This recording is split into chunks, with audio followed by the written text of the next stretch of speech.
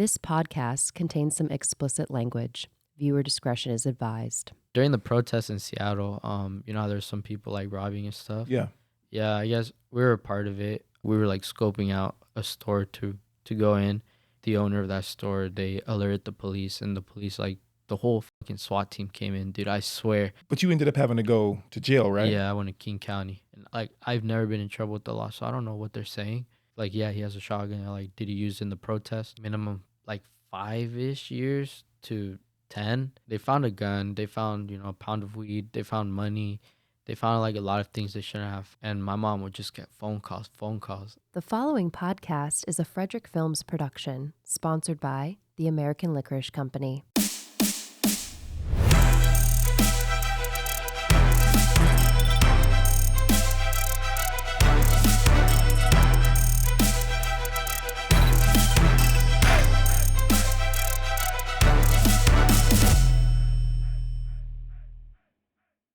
Hey, everybody. I want to welcome you guys back. I'm your host, Norris Frederick, and today I want to introduce you guys to a young man that's doing his best to change his life. After running the streets, after being incarcerated, after being a subject of a robbery, I want to introduce you guys to Josh. What's going on, my man? How you doing? So, man, I'm doing good. So tell me a little bit about yourself, man. Well, I'm 20 years old, first generation of immigrants. My parents and my siblings were born in Mexico, and I was born here in the United States. Okay. So what was it like growing up as a first generation? Yep. What was it like growing up here? Honestly, for me, I would say normal because this is all I know. Yeah. But I did kind of feel some pressure, wanting to be, I guess, the best I can for my family. Okay. Since, they're immigrants and no legal status. So I always kind of had to be the best I can, for myself and for them. Got to graduate, got to get a good job, got to go to college, because my siblings didn't really have that opportunity like I did. Are you the oldest, youngest? I'm the youngest. Youngest, okay. Yep. And with all those things being said and those goals that you just mentioned, have we achieved them? Working on it. I graduated on high school, yeah. Okay. 2021, so last year. Oh, solid. Okay. Congrats, man. Thanks. Did you ever think you would be in that space? No, I never thought that. Why is that? I was just fucking up and doing things I shouldn't have been doing. But I definitely, if you were to ask me a couple years ago where I would be, I would say either, dead, hospital or locked up. So fucking up is a broad statement. Yeah, it is. Because you can fuck up in a ton of things. But if you're fucking up to the point where you can either be dead or in jail, what does that mean? I was just kicking with the wrong crowd. I shouldn't have been doing things I shouldn't have. Doing drugs, not going to school, dropping out, working, slinging, stuff. But I was just doing things that I wasn't supposed to be doing, especially for my age, 15, 16, 17 years old. I was doing things that 25, 30-year-olds be doing. So, well, we got to get down to business. Like what? Man, I was just doing things, like I said, I was just doing drugs. I was, smoking every day, drinking every day. I was, doing things I shouldn't have, chasing people down, getting chased down, and just thinking, thinking day by day, am I going to make it to see the next day? I didn't have those life goals that people had. I didn't have plans. I didn't think about my future because I didn't think I had a future. Right. That's a lot of pressure at 15. Yeah, dude. It's a lot of pressure. What was your drug of choice? Weed. Weed. Yeah. And you didn't have a job or anything? I had jobs, but I wouldn't hold them down for long. How are you buying drugs? Selling drugs. Wait, you sell drugs and do drugs? Yeah, just weed and sometimes Xanax and stuff like that. So prescription pills and stuff? Okay. I wasn't doing anything hard like, heroin or anything like that. I was trying to keep it clean. So selling drugs. At what age? 15 still? Yeah, I was like 14, 15. 14, 15. Yeah. Middle school, high school. When was the first time you either experienced a gun being pulled on you or you pulling a gun on somebody? I would say it would be probably when I was in 8th grade. I was kicking it. I always like to hang out with older people. So we're kicking at Walter E. Hall Park in Everett. Okay. and we're just scootering, skateboarding, and I guess they knew some people that like he owed them money and blah blah, and like they just pulled out a gun, and I was like in eighth grade, so I was like, holy fuck, like what's going on? And then like I knew to duck, I need to run, like I didn't want to get caught in nothing like that, but luckily nothing happened. Right. Was it scary? I was pretty scared, man. I didn't know what to expect. And you don't have to tell us a story unless you want to, but have you ever pulled a gun on somebody? Yeah, I have. You want to talk about it? Yeah, I'll talk a bit about it. Okay. So, Just whatever you're comfortable with. okay, yeah. So we were just, hanging out. It was supposed to be like a little kickback situation. People are like just having fun partying, Mm-hmm. smoking, drinking. And then there was this girl at a party who she was like really, really like, she was drugged up. She was really drunk. She wasn't even talking. And like she was just like in the corner, like at the couch. Yeah. And like, yeah, just kind of like that. This guy who was like just eyeing her and stuff. And he was like talking about like, hey, we're gonna run a train on her. And I was like, yo, what the fuck, dude? Like, you don't do that. Like, leave her alone. He's like, nah, bro. Like, I'm gonna, fuck her. I was like, bro, you don't do that, especially to somebody that's like not there. Yeah. And I was like, bro, you're not gonna do that at all. And like, he's like, oh, what are you gonna do? Blah blah. So like, I just pulled out the gun. I was like, yo, bro, like real shit. You're not gonna do nothing to her. And if you do, we're gonna have a problem. And this is at a party. Yeah. And other people saw everything. Yeah, man. Homies were like, bro, let's get out of here. Let's dip, Was it a It was party a that parking lot. It was at a it was a parking lot? Was Yeah. it a party that you guys put on, or you guys just showed up to it? No, we showed up to it. Like, we were inside. We went out. Mm-hmm. And we were just having that conversation. And Yeah. like, I remember he's like, you're going to fucking do something, then do it. Blah, blah. And this is the dude that said he was going to do that to the girl. Yeah, we had walked out. Okay. Yeah, because we don't want to make a scene, Right. Especially when you're in that, you don't want to make a scene. You're like, let's take it to the back. Mm-hmm. Let's do something. And how old are you at this point? I think I was 16 or 17. I'm not too sure. 16 and 17. So you still had a concept of what was like right and wrong. So you knew Yeah. him doing that was the wrong thing Yeah. to do. Yeah, I knew. So you were actually defending Yeah. this woman that probably to this day has no idea, maybe. Yeah, maybe has no idea. Has no I idea. haven't seen her. So Right. Did you know her? Yeah, I knew her. Okay. Yeah, I knew her, but we just don't keep in contact or anything Right. like that. That's interesting. It's interesting because I feel like in this day and age, people are super quick to pull out a gun with no understanding of what may have happened to get to that point. And you telling us that this was because this guy was going to do something, he was going to violate this woman, Yeah. right? Most people would look at you just by pure judgment and profile you as a gang member. Do you get that a lot? Yeah, I get that a lot, even nowadays. Yeah. How does that No. make you feel? Honestly, you kind of get used to it, but at first you'd be like, nah, like I'm not. This is how I dress, this is how I am. Especially if you're not involved in really that gang life, Mm-hmm. you don't really want to associate with it because if shit goes down, it's only you. Right. So, like, at first, I would get a little bothered by it. Sometimes I would let it get to my head. I'd be like, yeah, I feel like the shit, Right. like, because people think, they have fear of me. Mm-hmm. And, like, as a guy, I feel like you like that, especially as a young male, you want to Yeah, be of like the course. alpha. Of You want course. to feel like you're the shit, you're the dominant one in that room, but at the same time, I was like, I don't want it, as I grew older, I don't want that attention. And, I had shorter hair. This is the longest I've ever had my hair in like years. I would always get like a buzz cut #2 on top, Wow. And I'd go over to my girlfriend's house and like, her friends, her family and stuff. They'd be like, oh, el cholo. That's what they knew me, like cholo, gangster. And what does that mean? What does cholo mean? It's like gangster, it's like a Hispanic gangster. Okay. They would be like, oh, cholito, what's up? And like, because I would always like wear black or like, shorts with long socks and Cortez and stuff. Yeah. And like, Is all black like a gang in the Hispanic community? yeah, it is. I just never involved with them. Yeah. Would those individuals question you at those times, like the ones that were actually in that life? I never really like saw them. Mm-hmm. So like they never did. But in school, people knew me. They didn't know I was like that, so they wouldn't really question it. Yeah. What Yeah. was school like? Was it a challenge? Like looking the way that you look and acting the way that you acted? Did people try to test you a lot? Yeah. Yes. Especially I kind of made a name for myself fighting. Yeah. Like I never really lost a fight, so like people would try to, I guess, up my score. They would try to get me, so they could say, "Oh, I beat his ass." This would just be out of nowhere, or you would Yeah, I don't know. really? Yeah, I started fighting in 8th grade. So I went to explore middle school, Hmm. and my mom would just get phone calls every week. Hey, your son just got in a fight. Your son's suspended. Because I would get in fights, and I would never lose a fight ever. So did you like it?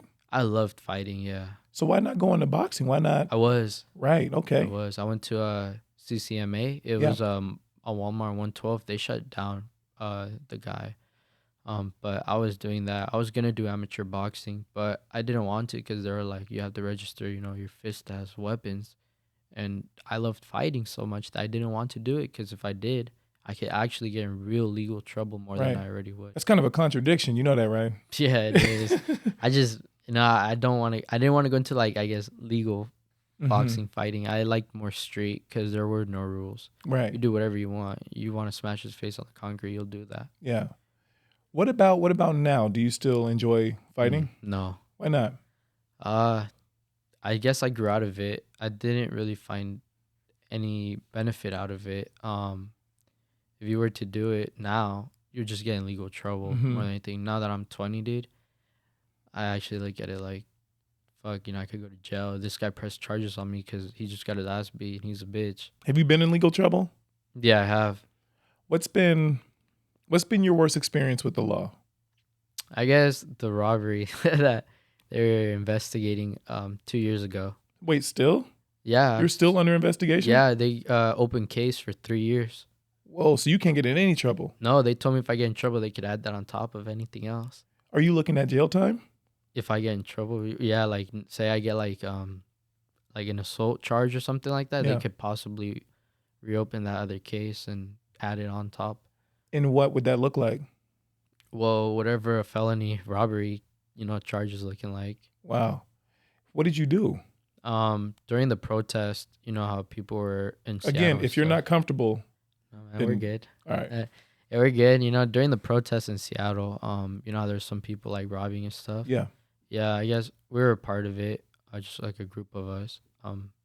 And like we never went in the stores, but like we were like scoping out a store to go in, and they had like live camera footage, and like we didn't go in at all. We didn't break anything. We didn't, But I guess the owner of that store, they alerted the police, and the police like the whole fucking SWAT team came in, dude. I swear they had like those like big ass like SWAT team trucks that open up. Yeah. And People like, jumping yeah, out they the just back. jumped. Yeah, they jumped out. They're like, "Don't fucking move, or we'll fucking shoot you." And I'm like, "Holy shit!" Because I've been seeing like the Black Lives Matter thing and like people getting fucking shot. So Yeah. I was like, I'm gonna be another statistic. I'm gonna get fucking shot if I move. So like we're like, all right, and we just fucking like lay down, dude. And like they just like put their fucking boots on our head, like drag us across the fucking dirt, and like Really? yeah, Were people dude. seeing this? No, it's like there was really nobody else. It was like late at night. Were you I mean, obviously you were scared. Were Yeah, you scared that you weren't going to make it home? I was scared that I was gonna be in prison for a long time. Wow. So I was like, I fucked up, but we didn't do anything. Clearly, if they let me go, they were just investigating a burglary. But I guess You guys just happened to be there. yeah, Right. we didn't do nothing. We didn't go in. So, but you ended up having to go to jail, right? Yeah, I went to King County. And how long were you in there? 4 days, Sunday, and I got out on Wednesday. How was it? What was it like? It was so shitty. Yeah. It's definitely a wake up call. What do you mean? So, because I've never been to jail. Was that your first time? First time ever. I was 18. What was it like? What was the first day like? Dude, I couldn't go to sleep. I remember they checked us in, and then it was so weird because I've never ever been in trouble. Like I've never been to jail. So they were like, "Yo, you gotta strip down. We gotta check you, make sure you don't have nothing." I was like, "All right," and like I already kind of had an idea because like in the movies, they would do that. And they're like, "You gotta lift your balls." I was like, "What the fuck? I gotta do what?"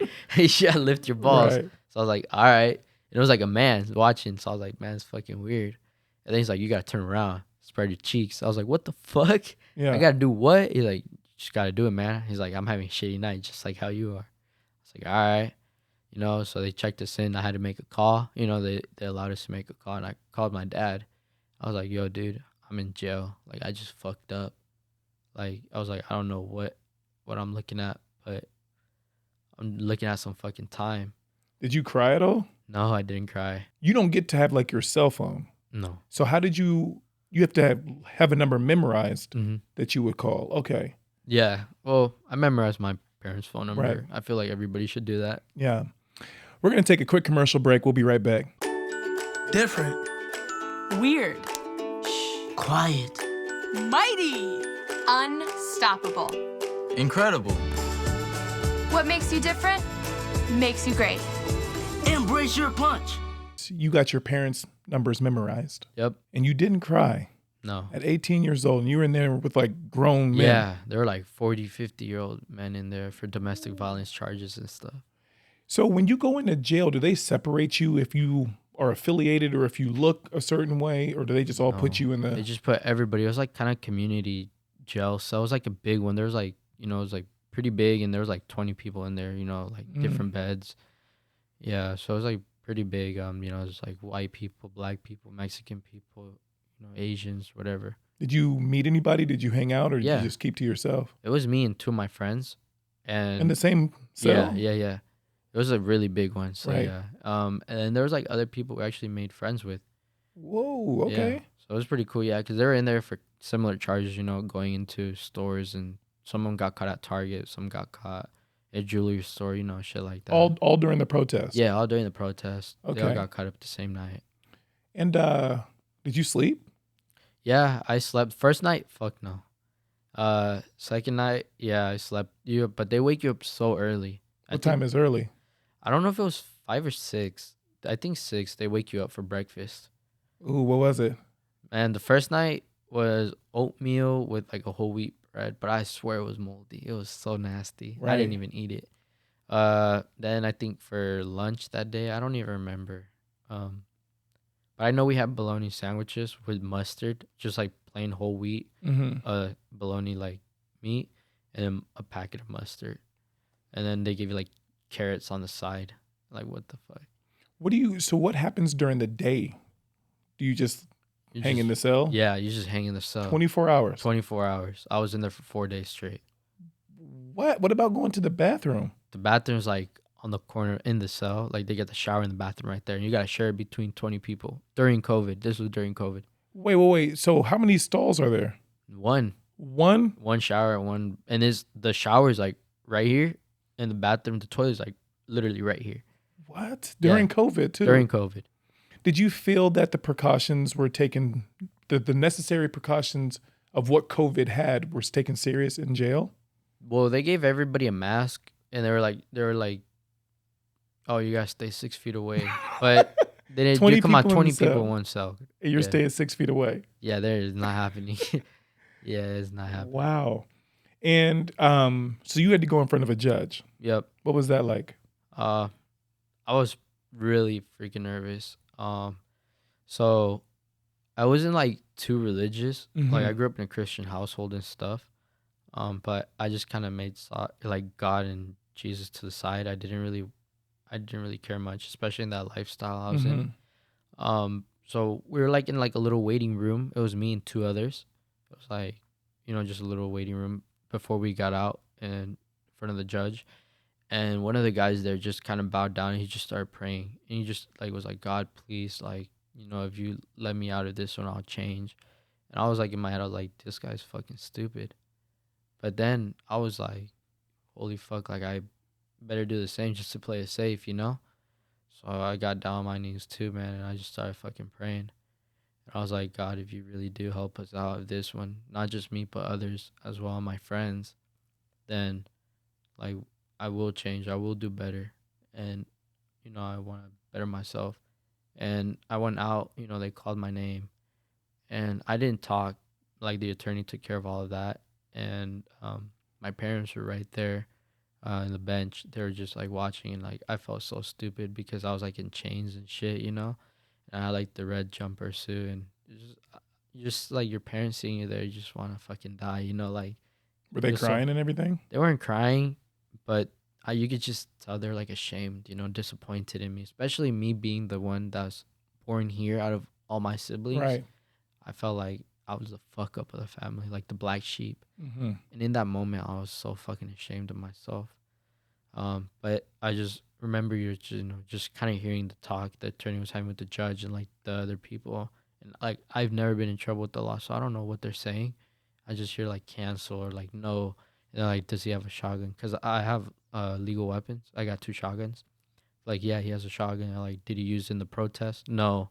Then it doesn't matter. They're just like going back and forth. And like, I was so confused. Like, 18 years old, never been in trouble with the law. Don't know anything about the law. But they said they're going to leave me on conditional release. So I had to go back for another court date. So I was like, holy fuck, they let me out, you know? So you got to go home that day. Yeah, I got to go home that day. But like a couple hours later. So I was like, yo, like I got out and it was me and my other friend. My other friend got out way earlier. I don't know how he got out. I don't know if he snitched. I don't know. Right. But he got out, yeah. It was me and my other friend, and I was like, yo, dude, we just got out, bro. Like, we gotta change our lives, like, this is fucking crazy.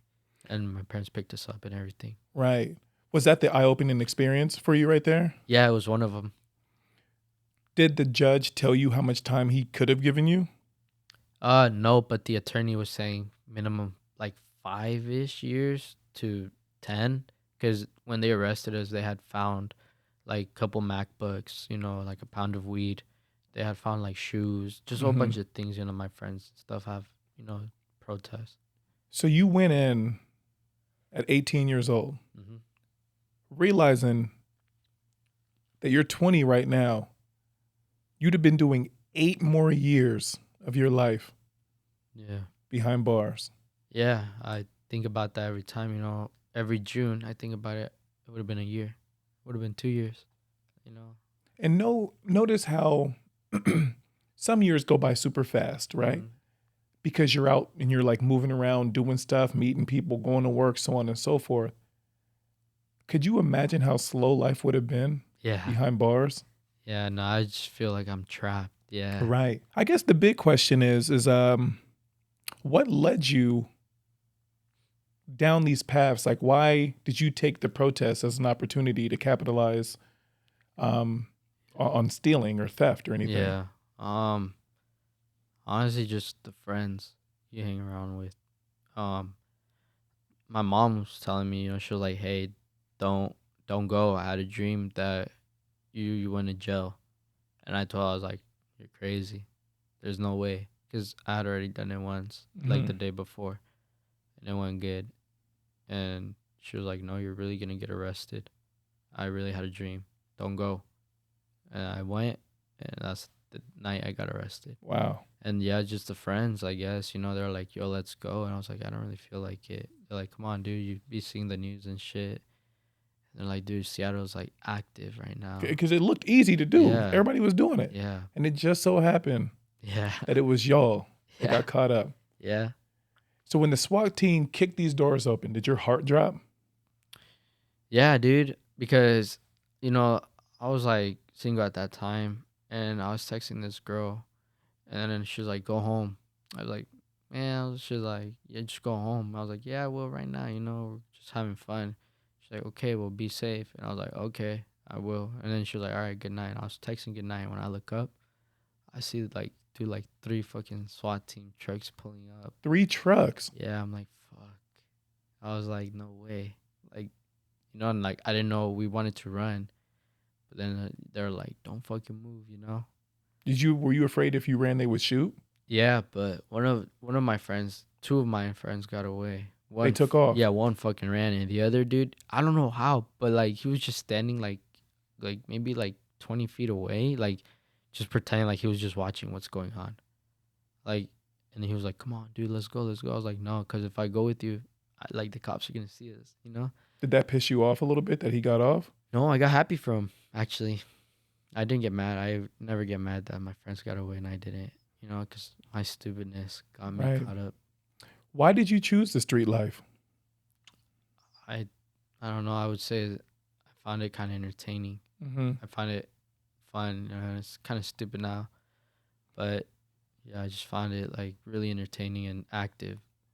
Did you ever hurt random civilians? No, No. never. Did you feel like some type of like community, like some like brotherhood, like I would within that? say, yeah, I would say with the friends I was around, because like I said, I was never affiliated with any gang, but just like basically I was doing stuff that gangs would do, Mhm. tag up, sell drugs, whatever, So I didn't, I felt that community with like the friends that I had, because we were all so tight with each other and we all knew we had each other's back. Right. What was it like? What was your first drug deal like? Was it scary? Was it fun? Like, what was it? What was it like? Man, it was like, I would say I was a little nervous because you don't know what to expect. Hmm. Because I would hear stories that people would rob the plug. Right. So like I was like, am I gonna be one of those people that get robbed or killed or whatever? Did you not carry a weapon on you? I would carry a knife, like my first drug deals, Yeah. just a knife. But I remember it was like during middle school, yeah. I was Middle like, school. yeah, Jeez. yeah. I was yeah, just selling like, to the kids and stuff. Just weed and stuff. Was the money worth it? Yeah, I was actually making good money. What is good money? Oh, well, I would sell like an ounce in like a day, 2 days. I don't know what that is. An ounce is 28 grams, so I I would see. buy an Still ounce. don't know what that is. Okay, so like, all right, we'll break it down real quick. So I would buy like an ounce, which is 28 grams of weed, for like 80, $100. Hmm. And if you were to sell all 28 grams for $10, that's $280. Okay. So I was making like $180 profit, and I would sell that in a day. So I'd be making $180 a day. If I would sell like 2 ounces and stuff like that, you're making pretty good money. Okay. So I lied to you. So I did know what that was. Did you see how quickly you were able to convert everything into numbers and do the math? Yeah. Why not do something with that? I don't know. I did like math. It was one of my favorite subjects in school. Also science. Hmm. But I was just never the one to concentrate at school, so I never paid attention. Right. What about now? Do you know certain areas that you shouldn't be in Oh yeah. and areas that you feel okay in?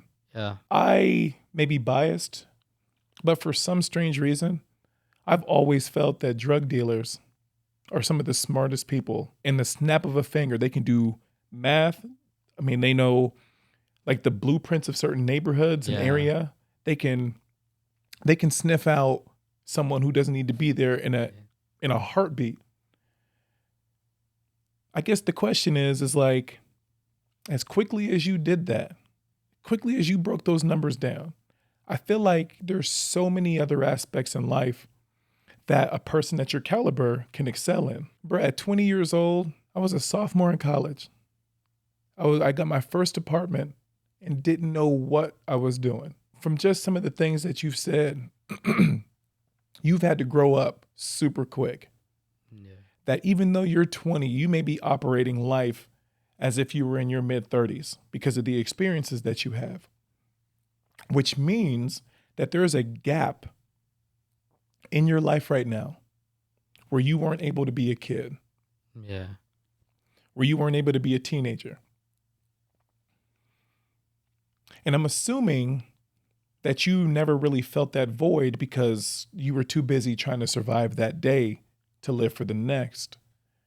And again, I've never been in your situation, but if there's one thing that I've known about adversity and overcoming challenges is nothing is forever. Yeah. And as weird as things may seem and or as complicated as things may feel, that situation can change in a heartbeat. And it's good to hear that, kind of good to hear and then not good to hear. It's good to hear that you got that wake-up call, Yeah. that judge looked you in your face, told you could have been doing 10 years, but we're going to let you go for the next 3 years. Don't get in trouble. Yeah.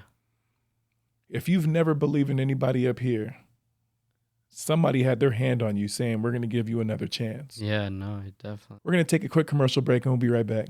Are you in need of digital content for your business? Family portraits of the holidays? Videos and photos for your social media? Frederick Films provides a plethora of digital marketing services that can push your brand or business forward. Visit frederickfilms.com to learn more. Tell me, what else is going on? Talk to me. So, you know, like I said, I got out of jail and I really wanted to change. So I was like, man, I want to get baptized then, I want to give my life to God. And I remember I got out, I think like around November, I went and got myself like a cross tattoo right here. I don't know if you can see it. Mm-hmm. Yeah, so I was like, man, I just feel like God's with me because, we had a bad car accident with my friends and stuff. And like How long ago? that was 2020 as well. So Okay. like I got out of jail in June and then like September, so like what, 4 months, 3 months, 3 months, yeah. We were like going out doing some stuff we shouldn't have done, we were like just, you know, I guess smoking and stuff like that. And then basically he was just going a little too fast, and he like got out the road and then he hit like an electricity pole and rolled over a couple times and he flew out. He was wearing a seatbelt and stuff. And like I remember I woke up, because I got unconscious and like we were upside down and I was still buckled in. I like unbuckled myself and like I get out the car and like we're like, man, holy fuck, what just happened? I felt dazed and we were all good. It was me and like my two other friends, but then the one that was driving was missing. We're like, holy fuck, where's Dylan? Oh. Where's Dylan? And then my friend Jose was like trying to find him, and then like he found him like in the bushes, like far away, dude, like more than 20 feet away. Whoa.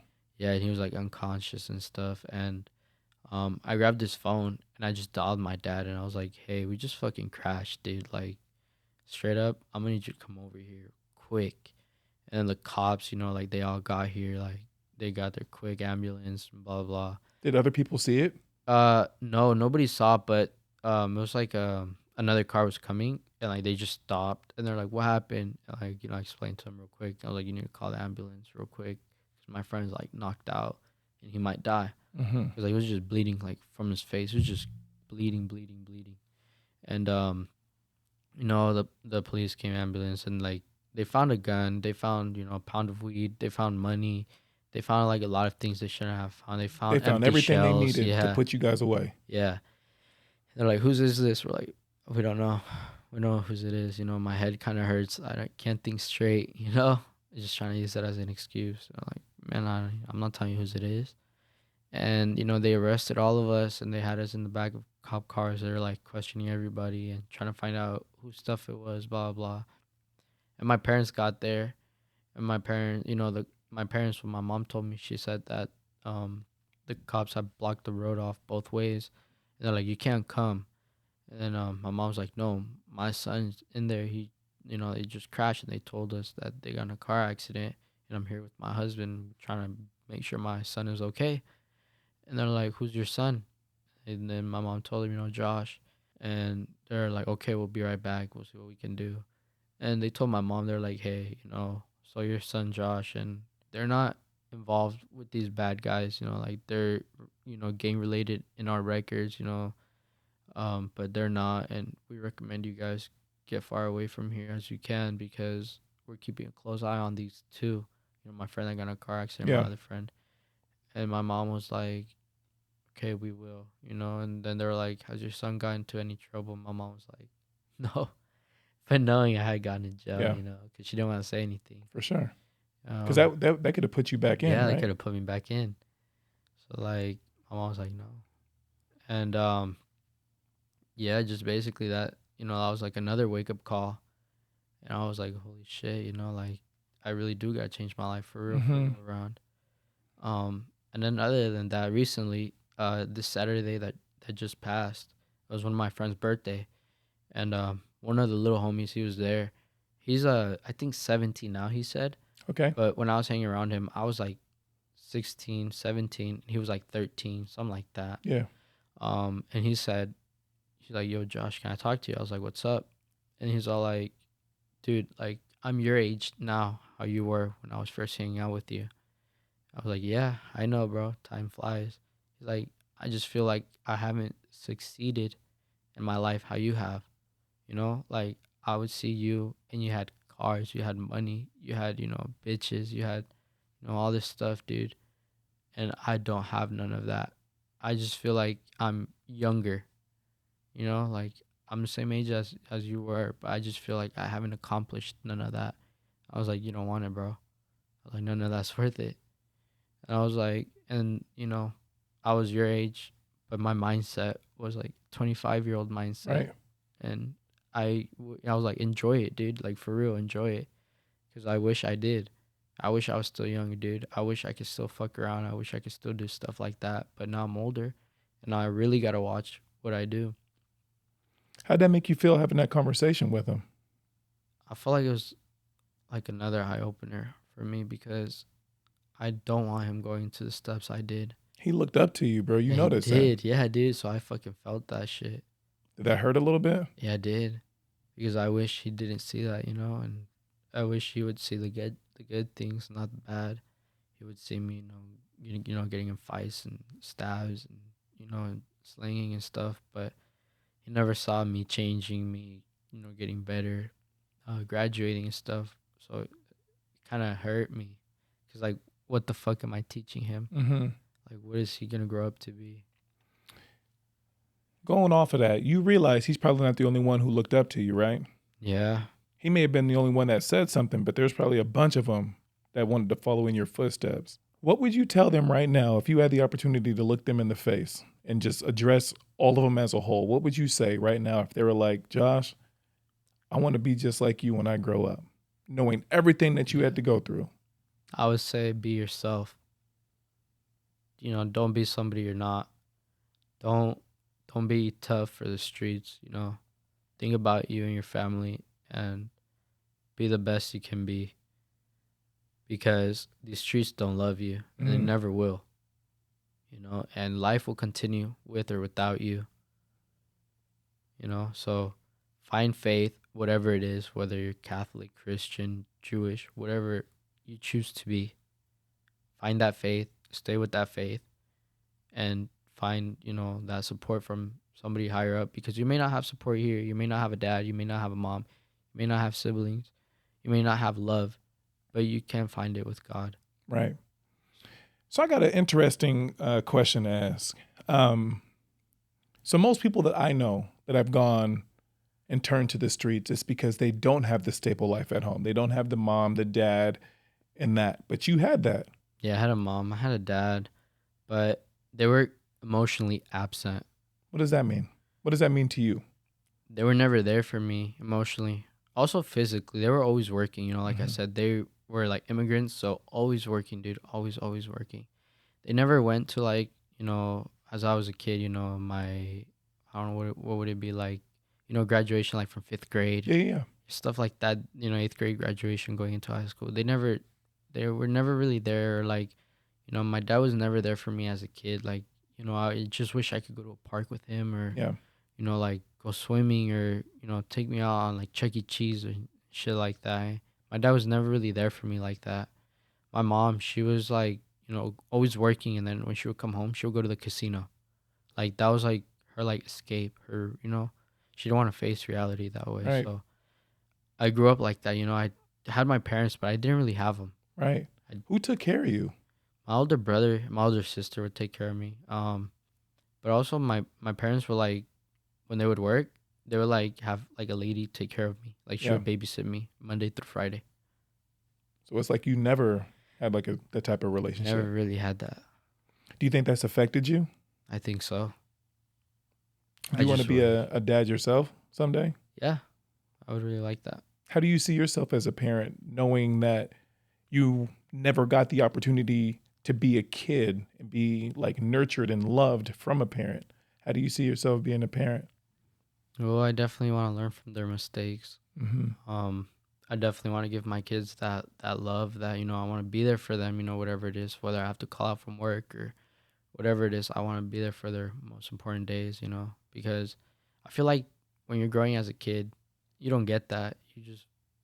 You feel empty. You see other people with their family, getting like those like diplomas for like behaving good or whatever. Right. But like you're just like, what the fuck, as a kid. So like I definitely want to do that for my kids if I ever have kids. I want to be there for them. I want to show them stuff. I definitely want to be there for them, not have them feel empty or like that they're not loved or like I wouldn't want for somebody to babysit them either, because it just feels like you kind of grew up without them.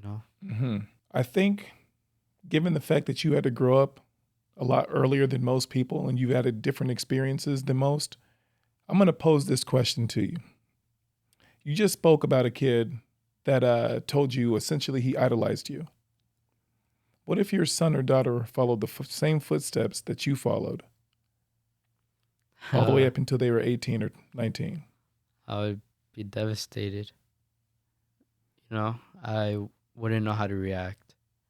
Um, since I know what their life is most likely gonna lead to, because not a lot of people get out of it. Mhm. A lot of people end up dead. A lot of people end up in jail. So I don't know. I would be really nervous. I I would feel ashamed of myself because I can't do really anything about that. Because no matter what you do for them, like if they don't want to get out of it, they won't get out of it. Right. Like it's just the same as a drug addict. Like you could send them to rehab, but if they don't want that rehab, they don't want to get sober, they're not gonna get sober, no matter what you do. They have to want it themselves. Right. Do the streets scare you? I wouldn't say so. Do people scare you? I wouldn't say they scare me. I would say they probably. You don't know what's going on in their head, Mm-hmm. so you just gotta be cautious around them. You can never turn your back to people or trust people too much. I was just going to ask you, do you have a hard time trusting people? Yes, I do. Why is that, you think? I guess just the way I grew up, you can't really trust people. You put your trust in somebody, they're gonna turn around and stab you in the back. Yeah. It's either for a woman, for money, for drugs, to be better than you, for envy. Mm-hmm. They'll do it. I had friends do it. I was like, with them, we're making money, but they wanted all the money for themselves. So they just turn on me. They'll be my enemy. They'll just stop talking to me. They'll Right. start taking customers. Like stuff like that when I was younger. So like I thought we were supposed to be bros, but why are you doing this to me? Because I feel like I'm loyal as fuck. Like if like you're my friend, dude, I'll ride for you. If we get in a shootout, dude, I'll fucking die for you. It don't matter. Mm-hmm. Like I feel like not a lot of people are like that. A lot of people may say they are, right? Yeah. So what I'm taking from this is there's a lot of hurt that has happened to you in the past. Yeah. Are you still carrying that hurt now as a 20-year-old adult? I would say no. In order to improve your life, I guess have a new life, kill that old self, you gotta let go of everything. Yeah. I don't want nothing like that to follow me. I don't want the reputation. I don't want the hurt. I don't want nothing like that to follow me. When I catch up with old people, they're like, "Hey, Josh, how are you?" I'm like, "I'm good. How are you?" They're like, "Oh, you still smoke? Or are you still, doing whatever you're doing?" I was like, "No, I'm not." So, in order to like move on past that, you have to let go of everything, including the hurt. So you mentioned people from your past. When you bump into these people and you see their life and then you see yours, how does that make you feel? Do you feel like confused? Do you feel like that could have been me? Yeah, I'm gonna tell you what I told my friend. So I told you my little homie. He told me he looked up to me. Mm-hmm. I told him, I was like, straight up, dude, I feel fucking lost right now. Like, I don't know what to do with my life right now. I look at people my age now that they're 20, dude. I told them this. They have their own fucking apartment. They got their own fucking car. They're, paid off, like brand new cars, 2022 type shit. I got a 1992 Honda Civic, like, they have a stable job. They got everything, dude. Like, and I feel like once you have fast money, looking at a stable job is like, what the fuck is this? Like, this is what I make in a day. Mm-hmm. Like, my checks are coming like, like $800 bi-weekly. Like, I make that in a week, like what the fuck? Right. So it just, I have a hard time holding a stable job sometimes. I'm gonna be honest with you. Yeah. I like DoorDash as my friend because I choose my own hours. Right.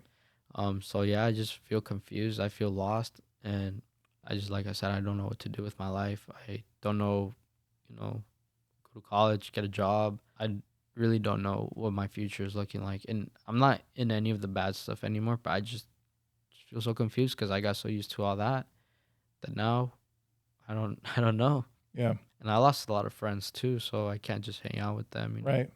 Right. We're going to take a quick commercial break. We'll be right back. Different. Strange. Offbeat. Visionary. Genius. Amazing. What makes you different makes you great. Embrace your punch. So you said you lost a couple friends. You lost a bunch of friends. What did you lose them to? Some of them are in jail. Some of them died of fentanyl. You know, the fake perk 30. Some of them died off that. And some of them I just stopped talking to them. You know, because they're still doing that stuff. And if I want to better myself, I can't continue talking to people like that because you're just going to loop. So you have mentioned a few times that you feel lost, right? Yeah. The weird thing is I don't think that you're lost. I just think that you're sick of what you're used to and what you have known. And the reason why I say that, in 2011, I was sitting in a room in San Diego at the Olympic Training Center, feeling like I had no purpose, feeling like I didn't know what my life was doing, like what I was doing with my life, where I was going with it. And I began to get depressed. And I remember I was on the 805 freeway and I was coming home. I was getting my master's degree at San Diego State. And I was driving my coach's car. And I didn't feel like I had a purpose. I felt like I was just going through the motions every day. It was around 8:30, almost 9 o'clock. And I turned off the headlights and I let go of the steering wheel. Holy shit. And I closed my eyes. And I just remember like banging against the guardrail. And I grabbed the steering wheel and I got control and I pulled off to the side of the freeway and I sat there. And that's when I asked myself, what am I doing? The reason why you're not lost is because if you truly felt that you were lost, that you had no purpose, you would have done something to be gone. Yeah. Or to be behind bars. You wouldn't have fought or prayed for a second chance at life 2 times if you didn't have a purpose or if you were lost. Because lost people don't do that. Perspective is everything. Right now, your body is telling you who you used to be last year even is not who I want to be anymore. There's a actor, his name is Jim Carrey. And a while back, he had a quote that says, depression is your body telling you, fuck you. I'm done pretending I'm somebody that I'm not. Yeah.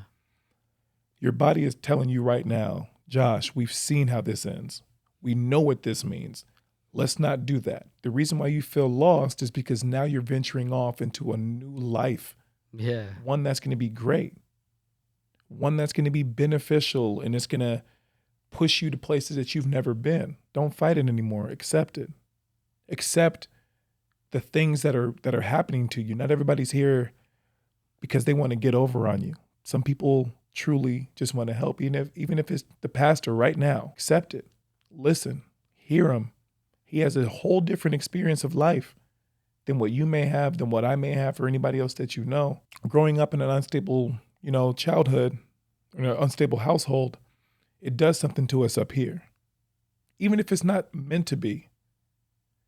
But understand this, not everybody's life is like that. Special people's life are like that. That means somebody up there knows that you can handle everything that they're putting on your plate, and they want you to see it through. Yeah. Your job is not to quit.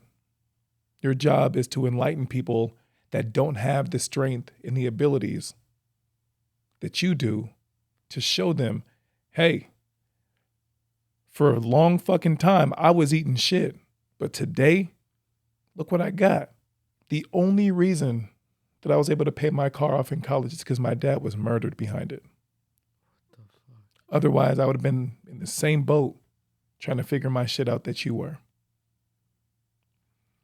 Everything in your life happens the way that it's supposed to, the time that it's supposed to happen, and because it's supposed to happen. Not to anybody else, but to you. I don't know how you managed to escape a 10-year sentence. I don't know how you managed to escape a car wreck and still be here in your mind being like, I don't know what my purpose is. Bro, you are a fucking survivor and you are a fighter more than you could ever imagine.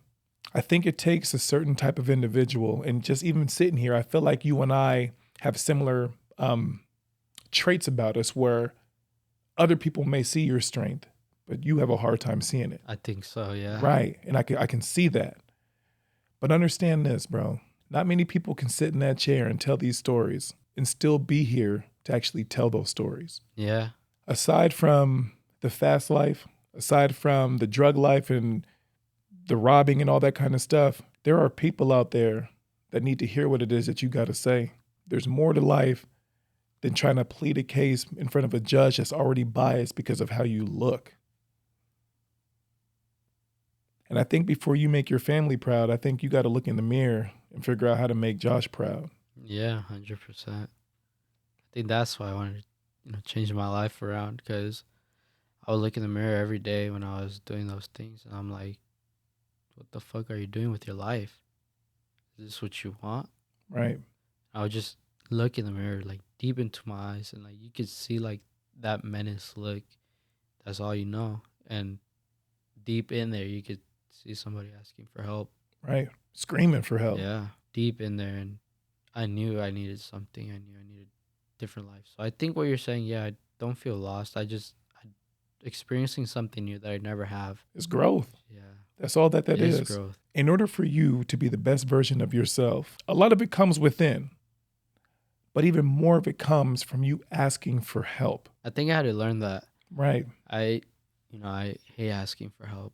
So there's a difference between asking for help because you actually need it or asking for help because you don't want to do it yourself. Yeah. You should never feel guilty for asking for help. I'm 36 years old and I go to therapy once a week just to make sure everything in my mind is where it needs to be. Now, there's a stigma behind therapy. Oh, you're crazy. Oh, you're unbalanced. You're depressed. You're that. No. Yeah, no, I went to counseling too. You should. Yeah. I haven't now in a long time, but growing up, I got, clinically depressed, like I got ADHD, anxiety, anger issues. I had a whole bunch of things with me growing up, and I was on medication like Adderall for ADHD. I was on medication for anger issues. I was pretty bad, yeah. So I decided, I wanted to not take medication for me to feel like who I truly am. And I started working on those, things slowly. And I feel like my anger issues got a lot better. Because people can be like, hey, Josh, fuck you. I'm like, it's cool. I love you Right. too. Listen to what it is that you're saying. This is so weird. Even in the growth of me just knowing you for an hour, like your whole demeanor has changed, right? You say that you have a hard time trusting people, but you're trusting me with your vulnerability right now, right? Yeah. You've calmed down. You're more mellow. Like you're engaging. You're no longer defensive. You're opening up. Yeah. That's growth. And this has only been an hour. You just said that you were on medication for this. You were on medication for that. You were diagnosed with this. Bro, understand this. Some of those things, depression has crippled people to the point where there's no return. Yeah. And here you are. You figured it out. You are a lot stronger than you think that you are. And I think aside from like acknowledging it, give yourself some credit. When you're looking in the mirror, you don't want to see somebody that you're ashamed of. You want to see somebody that you would die for, that you would go to war for. Yeah. Bro, at 20 years old, there's going to be some things in your life that are just going to shake you all the way up. It's going to throw you through a loop. And before you react, take a deep breath and realize I could still be doing 8 more years right now. Yeah. I think I have to look at life like that. I could be doing 8 more years. Right now, I have my freedom. I can leave my house and come back whenever I want. Little things. I can open my own refrigerator, Yeah. right? I can buy my own food. 8 years from now, that's when I'm able to do that. Yeah. As far as holding down a stable job, I may regret saying this, but I'm going to say it to you. The pandemic has exposed so many people and so many flaws in our society. Yeah. At 20 years old, do you realize that there's been more millionaires from 20 and below than ever before during the pandemic because of social media? Yeah, I've noticed a lot of, during like, they were like, oh, Dogecoin, marketing and stuff like that. There's a lot of, I've been seeing a lot of people getting famous, a lot of people, social media. And it's just about people doing things. Like, think about it. Like, you can build an entire business around what we're just talking about right now because people don't have the answers that you have. Before we got on this podcast, you were talking to me about how things are trendy, how running the streets are trendy, how being affiliated, how that stuff is trendy. Most people think that this is their real life. Like this is what I want to grow up to be, right? Nobody wants to be like Kobe Bryant or Michael Jordan. They want to be like the drug dealer down the street because they're making fast cash. We're going to take a quick commercial break and we'll be right back. Looking to start a podcast, live stream, make a presentation, or perform on stage? Samson has all the gear you need to help you become a successful content creator. To learn more, visit samsontech.com. If you were just to take a step back, you've already lived an entire life, right? Yeah, I think Think so. about it. Yeah, man. You've lived someone's entire life, right? From growing up to running the streets to jail time to completion. This is your second chance. Yeah, it is. Do what you want and don't think about it. That's stupid. Do what you want, but think about it. Yeah. But think about like what would be best for Josh. You see, when I say I'm lost, I think that's what I have a hard time figuring out. What do I want to do in life? Right. Because there's a million things I wanted to do. I was, thinking about even becoming a police officer because I really wanted to change my life around. I also wanted to be a firefighter. I wanted to be an actor. I wanted to be a whole bunch of things, man. But what do I really want to be? I don't know. I really want to find those answers for myself. Try. It's hard, yeah. I know for sure I want to go to college, get, my associates. That's 2 years. I could do that. What do you want to look at? I want to do college? criminal justice. Okay. That's what I wanted to do. I was supposed to start in the summer, but I had some trouble with the FAFSA. Mm-hmm. My parents, they had trouble with they couldn't find their 2020 tax return. Yeah. So I wasn't able to apply for the FAFSA, and I had to pay out of pocket. It was like, I think, $1,500. But I didn't have that money at that time. So I was like, fuck it, for sure. I'm going to go in September. So I think September 20 something. I'm thinking about starting Everett Community College. Okay. Why Everett? Just close to my house. Okay. And then I think they said 2 years Everett Community College. And then if I'm going to get my bachelor's in criminal justice, I have to go to like a university in like Seattle. I don't really know the universities, but like, yeah. I guess University of Washington. I don't know. I don't want you to feel like you don't know what you got going on because I feel like if you put any of this into action, we'll get an answer, right? Yeah, 100%. Man, I think you'd be a phenomenal cop because I think you have that mindset. If you have the right people around you, man, I think that you're going to be everything that you've ever wanted to be plus more. I agree 100%. I think connections are important as well. 300%. Regardless, yeah, man. The good side of the world, the bad side of the world, connections run the world. Absolutely. I just want to know one thing.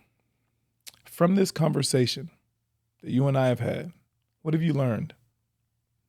I think you gave me that kind of kick in my butt to have self-motivation and self-love and actually realize I have grown more than what I've actually thought. Because when I look back, I was like, man, I have changed. But that's about it. I haven't been like, holy cow, I do have a second chance at life. Because I never seen it like that. So I've learned that, you've actually kind of opened my eyes a lot. Not a little bit, but a lot. Good. That's what we need. Because I think that's what I needed. And I was not expecting this at all. I think this was, something I really needed to really get me going at life. Because I think, like you're saying, you got to change perspectives. Instead of having that, I don't know what to do mindset, like you say, put things in action. I'll for sure have the ball rolling then.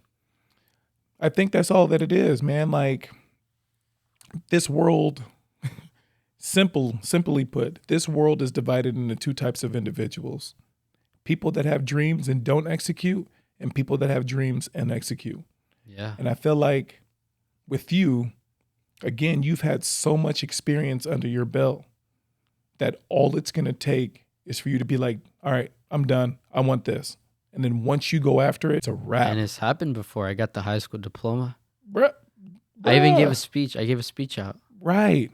Yeah, I got Right. the video. I can show See? you afterwards. That's the stuff that I'm talking about. Like, all you need is just to execute, just put something in action. During the pandemic, nobody knew how long this was going to be. My goal was to learn one new recipe that I can cook per week. Wow. If that were over a year, 52 different Yeah, recipes man. that You're I've like a learned. chef. A chef. But like, I took to social media. During the pandemic, I was so deep into social media, and it's a 6-figure paycheck. Yeah, I've had dreams just like you, but you actually put into motion. Hey, but you're younger than me. Bro, you are 16 years younger than me. If I'm able to do this at 36, Fuck you yeah. should be killing it. Yeah, man. I for sure want to. That's something I do want to. I guess I do know what I want to do in life, you know? Like, because I would always tell my parents, man, I want something with social media, whether it's gaming or like streaming or like something like this. But my family, they think this isn't, it's not going to give a good life. Mm-hmm. They're like, no, you got to work like, a 9 to 5. You got to work like a good paying job, like construction or blah, Right. blah. Because they don't know what social media is really. They barely know how to work a phone, Yeah. So like I've wanted to do this, but I felt like my family has always like suppressed it and like been like, no, you could do better, you do something else. So like I've always wanted to do this. Also music. I've always wanted to do music, but like I just felt like my parents say it's just a hobby or it's just something you do just to pass time, not Yeah. something that you want to do as a career. But I've always wanted to do social media as a career, but I never knew where to start, who to start with, how to get started or anything like that. So I was always chasing kind of fake dreams. What if I told you that everything that you see in this room was built off of social media? That's crazy. That should put things into Yeah, perspective, man, man. look at everything. Yeah, man. Everything in this room and the next room, all based off of social media. Yeah, I wish you could show my parents, and I wish you could tell them, because I believe it. Like I said, I've seen like, influencers and stuff like that, dude. They're crazy. They got good money. They got nice house. They got nice cars. They got nice things. And I'm like, I want to be like them. Right. But like, how? How can I be like them? The weird thing is, it's like you already have it going on. You just don't realize it. You don't live a life where you have to create anything because of all the experiences. All you should do is document what it is that's already happened. There are going to be millions of people that have tried to follow in your footsteps, and there's millions of parents that are trying to prevent their kids from Yeah. following in your footsteps. Yeah. So if you really, really look at that, you can hit both demographics, right? And you can teach people how to maneuver in these certain spaces. And then you bring in the depression aspect and the ADHD aspect and all these other things that most of our society, let's be honest, depression is in everybody. Yeah, man. Everyone is dealing with it. But at 20 years old, nobody expects that. You're a kid. Yeah, You are a dude. kid. You couldn't even buy me a drink. And I don't even drink, Yeah. right? But like, understand what it is that you bring to the table, man. Like, you don't have to be the best basketball player in the world or the best hip hop artist to be popular on social media. You don't have to be any of that. Yeah. You can be whoever you want. Bro, I think you got it.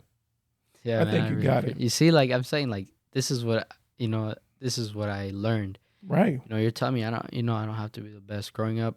You're like, I want to be number one. I want to be the best. I want to be this, like I want to be on top. I want to be Mhm. rich. But like, you could do all that, but not be the richest. Yep. You could be all that. You don't have to be the most famous. Yep. Yeah. Perspective again. Think about it. Your friend walked up to you and said he wanted to be just like you. You look in the mirror every day and you don't even like who you were. Yeah. So it's all perspective. Yeah. Yeah. If everybody in your life is being like, Josh, we need you to be number one. We need you to be number one. Before you start putting yourself in situations to fail, because nobody can be number one all the time. Even Michael Yeah. Jordan and Kobe Bryant lose. Yeah. Ask yourself, what are they doing to be number one and what they want to do before they give me that information? The best quote I heard this week: it's never going to be the people that are better than you criticizing the things that you can't do. It's always going to be the people that aren't as good as you Yeah. that are criticizing the things that. I've seen that. I lived it. Yep. Like I told you, my friends turned their back on me. Yep. Because they wanted to be better than me. That's it. 100%. Bro, feel your own fire. Motivate yourself and handle your own business. Feel it now. Bro, like, but that's the best part is like, I don't know. I love social media. Yeah. I have never in my life worked an actual job ever. This has been what it's been from the moment that I stopped competing as a professional athlete. Oh, wow. Think about it, bro. Like, I could have, the marketing team or the film company come in and we'll create an entire video around just an idea that I may have at midnight. Yeah, dude, that's crazy. Bro, I gave up all that bullshit. I want all of it now. Yes, and you deserve it. Dude. Man, Man, you got me hyped up. Get dude. hyped. You see, like, the thing, though, is also I get really hyped and I go home and that fire just fucking dies. right. And So like, what are we how do gonna I do when keep we it get alive? home? I don't know. I'm going to keep searching. I'm going to research social media shit, dude. Because also, I seen TikTok is a really big platform Yep. right now. It's so big. And I've seen a lot of people get sponsored and stuff there, too. So I think that's going to be a goal of mine. I'm going to try to get sponsored. How many followers do you got right now? I'll have like 100, but one of my videos blew up. I got, The goal should be 200 by next week yeah. and then 300 by the following week. Don't set these monumental mega Yeah. goals. Set tiny milestones. Yeah. That's all you have to do. If one blew up, don't change the algorithm. Create more of what went viral. Yeah. Don't change anything. Just create more of what happened. There are a lot of people on TikTok right now that are getting famous off of other people's stuff Yeah. only because they're showing up the way that you're choosing not to, Yeah. right? It's You not say me, you- it's them. That's it. That's Better it. be me. That's it.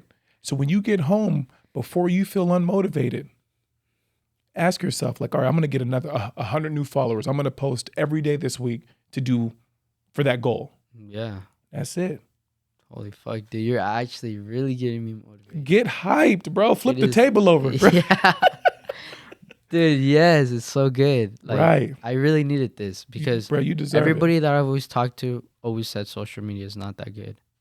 But like, you're a living person that's actually making a lot of money off it, dude. So I'm making no money off it. Right. You're making money off it. So I'm gonna listen to you. it. That's all. I'm not, like you said, I'm not gonna listen to these people that aren't doing nothing, man. Sure, they got good paying jobs and stuff, Mhm. but this is where I want to be, not there. Hey, you got it, bro. I want to be here. You I got want it. to be with the big dogs. You're going to be with the big dogs, but we're going to see to it. Yeah, man. Cool. All right, everybody. So we're going to wrap it up. I appreciate everybody coming out, and I appreciate Josh telling us the story. And for those who are struggling with any depression, anxiety, anything like that, feel free to reach out. We can help out with some resources or just come in and have a conversation. Until next time, thank you guys for showing up.